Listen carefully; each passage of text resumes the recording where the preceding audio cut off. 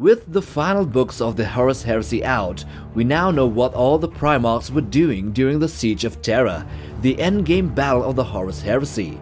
There are tons of new information and soft retcons that have happened since then. And we will brush that aside for now, cause we just want to discuss just one thing here.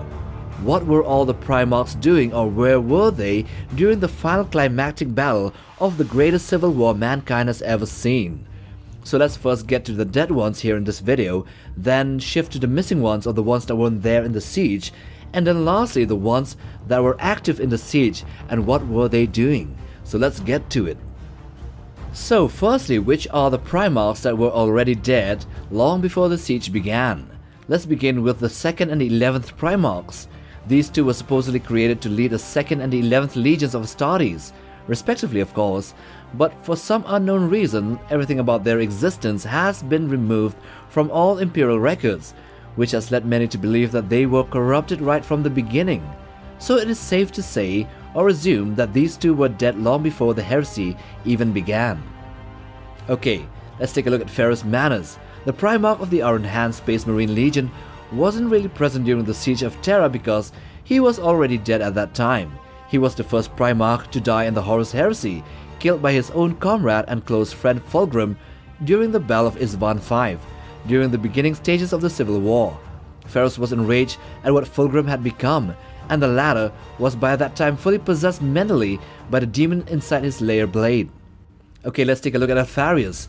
The Primarch of the Alpha Legion and the twin brother of Omegon was killed before the Siege of Terra began. He led a daring but ill-planned attack on the Sol system to test the defenses, which culminated in the Battle of Pluto.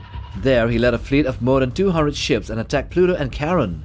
But this was countered by an Imperial detachment under Rogal Dawn, and there on Pluto the two Primarchs met and fought. Alpharius was brutally killed by Rogal Dawn in a fierce duel, which is why he wasn't in the Siege of Terra, as he wasn't really up for it, lol. Now let's take a look at the traitor Primarchs missing from the siege and why.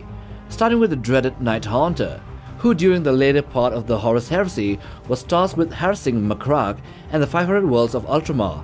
He was eventually defeated in a battle by the Lion L. Johnson, and was brought captive to the Invincible Reason, the flagship of the Ultramarines and Guilliman.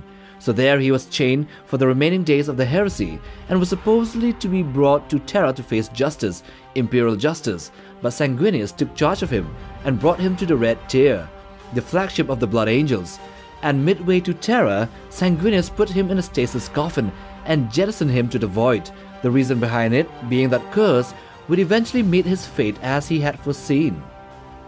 What about the other twin of the Alpha Legion, Omegon? The existence of this twin Primarch of the Alpha Legion was known only to the members of the Legion itself, and was a well-kept secret even from the other Astartes legions. So with Alpharius dead during the Battle of Pluto, the Alpha Legion fell to the sole leadership of Omegon. As per the End and the Death storyline, the Alpha Legion was actually playing both sides during the conflict, not really deciding which side to join fully. And in the final days of the heresy during the Siege of Terra, the remaining decided to join with the Imperium against the Horus of Chaos. Although Omegon's location during this time is still a secret, maybe he was in Terra itself helping the Imperium, or maybe he was somewhere near the Sol system, in the void.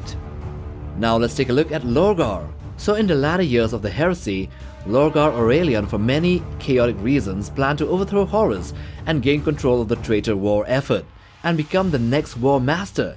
His plan was supposedly to be enacted on Ulanor itself, where Horus was declared the war master by the Emperor. But word of his betrayal had reached Horus by that time, and there on the planet, when they met, Lorgar was beaten and shown the grotesque form Horus had become. So refusing to fight under the command of Horus, Lorgar was banished, and Horus pledged to kill him if he so ever returned. So Lorgar was left to himself, wandering and gathered his followers on the planet of Iseme, where they conducted rituals to observe the events on Terra, just for entertainment. Now let's take a look at the loyalist Primarchs that were missing from the Siege of Terra, and where were they? So Robudi Guilliman, the main guy with the largest legion, the Ultramarines, and a relief force from Ultramar, was en route along with Lion L. Johnson and Sanguinius to aid Terra. but due to the Runestorm and various delaying actions by the traitor legions, including the Battle of Kelt, the Second Battle of Davin, and subsequent events during the Shadow Crusade, Roboute Guilliman, Primarch of the Ultramarines, was unable to provide timely support to the Siege of Terra. Guilliman and the Line decided to muster their forces to attack the traitors in a desperate attempt to allow the Blood Angels and Sanguinius to break free from the blockade and reach Terra in time to aid the Emperor. So during the final race to Terra, Guilliman and the Lion had broken off into two separate forces. The Ultramarines were gaining momentum and on their way to humanity's homeworld, but they were too late. The Lion, on the other hand, was facing another perplexing dilemma. During the Siege of Terra, the Astronomicon went dark for the Dark Angels fleet, leading the Lion L. Johnson to believe that Terra had fallen or been destroyed. Filled with nihilistic despair, he abandoned the siege and focused on seeking revenge by destroying as much of the traitors' territory as possible or their forces. The Dark Angels fleet, under the Lion's command, eventually redirected towards Deliverance, the Raven Guard Legion's homeworld, where Corvus Corax was, and Leman Russ of the Space Wolves Legion was also mustering their forces to go to Terra. There, the three Primarchs went on to initiate the Crusade of Vengeance, but somewhere along the way, they instead turned to Terra to help with the war efforts, guided by a belief that the Emperor and Terra was still there. But sadly, they were too late to change anything, and the siege was over by the time they arrived. Okay, so those are all the Primarchs that were not in the siege. Now let's start with the traitor Primarchs that were present in the siege and what were their roles. Starting with the Lord of Iron, Perturabo.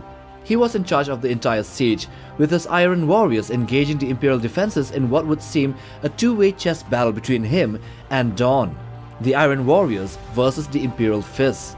During this climactic battle, he oversaw the chaotic assault on the Emperor's Imperial Palace, reveling in the destruction of the defenses meticulously crafted by Rogal Dawn. But towards the end, due to the presence of a fuckload of chaos that tampered his every move, which was supposed to be cold, calculated plans, Perturabo just up and left the battle with his legion, leaving the rest of the traitors and demons to continue without them. Now let's take a look at Fulgrim. This Primarch played a small role here in the siege. While the other traitor legions attacked the Imperial Palace, the Emperor's children instead turned their frenzy towards the innocent inhabitants of Terra, indulging in chaotic orgies of pleasure and terror. It is here that Fulgrim came to the fold, attracted by the depravity, and there he battled Sigismund, who put up quite a fight despite battling a demon Primarch. He would then later be confronted by Rogal Dawn himself, and would get smacked so hard by Dawn that even the Prince of Pleasure said, "Ouch, no, that's not the right hole." He would later retreat from the throne world after the siege, surprisingly without being banished. So what about Mortarion? During the Siege of Terra, Mortarion was the last of the traitor Primarchs to appear in the Sol system, but due to a deal he had with Horus, he was the first, and also his traitor Astartes were the first to land on the planet. The Lord of the Death God, in his demonic form, met in a fierce battle with his loyalist son, Nathaniel Garrow, who put up quite a brilliant fight despite being against a demon Primarch. However, ultimately Garrow was killed. Then Mortarion clashed in a deadly duel with Jagatai Khan, resulting in Khan being left in a near-death state and Mortarion being banished back to the warp despite being more powerful due to his demonic powers. Now, Angron. During the Siege of Terra, Angron, fully enslaved to Khorne by this time, demanded to assault the Imperial Palace itself. Frustrated by being replaced by the Death God, he went on a rampage, posing a threat to his own ship as well. Meanwhile, as the traitors weakened the Emperor's psychic barriers and deployed demonic allies, Angron was then given a chance and was shot into space and crashed onto the planet like a meteor. He wreaked havoc, challenged his brother Sanguinius to a duel, which ended up in Sanguinius tearing the butcher's nails from his head and then banishing the Red Angel to the warp. Now let's take a look at Magnus the Red. In the End and the Death, it was revealed that Magnus wasn't really just chilling in Prospero doing nothing within the Eye of Terror. He was in fact heavily involved in the battle and the siege of the planet. He wasn't on the physical plane of existence though. He was battling the Imperial forces within the Webway, that plane of existence between the Immaterium and the material world, or the material realm, trying to get to the Emperor to exact revenge on what happened to him and his forces during the burning of Prospero, where the Space Wolves and the Adeptus Custodes massacred the Thousand Sons Legion. Over there, he was trying to take down the Imperial psychic wards and reach to the Emperor, but he was confronted by Vulcan, who dueled with the Crimson King, and Magnus was ultimately banished back to the warp in a surprising win for Vulcan, despite killing Vulcan a lot of times. Now let's end with the last traitor Primarch, ending with the War Master himself, Horus Heresy. He was by this time still fully consciously himself, but towards the end of the siege, he would be fully under the control of the ruinous powers, juiced up beyond imagination by all the 4 Chaos Gods who took time off their great game to fuck up the Imperium of Man and the Emperor. Horus was for the entire time of the Seige of Terra overlooking the war effort from inside his flagship, the Vengeful Spirit. Before the Ultramarines were about to reach and provide much needed relief to the Loyalist forces, he took down the ship's shields in an attempt to lure the Emperor for a final duel, one which ended in him killing Sanguinius first and then mortally wounding the Emperor, and then getting himself fully obliterated by the Athame Blade given to the Emperor by another Perpetual, which I shall not name in case I spoil the story. Now let's take a look at the loyal Primarchs that were present during the Seige of Terra and what were their roles. Let's begin with Rogal Dorn. He had the most responsibility out of all the Primarchs here during the siege, as it was entrusted to him the defenses of Terra, as he was named its Praetorian. He would do his best to defend the Imperial Palace against the assaults by Perturabo. He would also deploy himself to the front lines time and time again and battle against Fulgrim, sending the Demon Primarch, the Serpent one, to a retreat. He all in all did a good job, but Perturabo did a better one.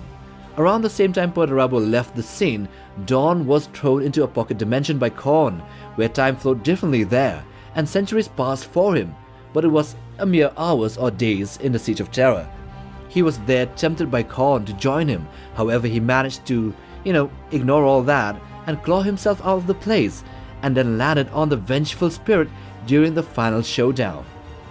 So what about Sanguinius? The Great Angel would reach Terra in time to assist the defenses due to the fleet maneuvers of Guilliman and the Lion. There he would be a force to be reckoned with, tearing a hole in the enemy ranks and armored divisions as well. He would battle greater demons and send them crying back to the warp like little kids being bullied and had their Big Macs snatched away. He would fight and tear apart Angron's butcher snails, giving his brother a taste of peace before whooping his ass back to the warp. All in all, he did the best he could. In the end, when Horus lowered the shields, Sanguinius teleported to the Vengeful Spirit in a desperate bid to end the ensuing chaos. He would fight against a normal Primarch Horus initially, when Horus took down his powers to try to convince Sanguinius to join his side, and of course, he had the upper hand. Sanguinius was winning. But just as he was about to land the killing blow, the ruinous powers all poured their jizz into Horus and transformed him into the demonic War Master. With all the lemonade inside of him, Horus beat Sanguinius to death and in the process unleashed the Black Rage from within the Blood Angels Legionnaires, who started to kill everything on sight, enemies, allies, rocks, the door, everything. Okay, what about Jagathai Khan? During the Siege of Terra, the White Scots Legion, including their Primarch Jagathai Khan, defended the Imperial Palace alongside the others. Due to the overwhelming forces of the traitors, when faced with potential collapse, Jagathai changed his tactics and directed his fast and mobile forces to reclaim the Lion's Gate spaceport in a surprise dawn raid which brought great relief to the Loyalists. In the end and the death, Jagathai Khan was stated to have battled against Mortarion in a duel to death, and both Primarchs were left incapacitated to continue with the siege. Mortarion was banished and Jagathai was left in a death-like state. Okay, so lastly, let's take a look at Vulcan, the last Primarch.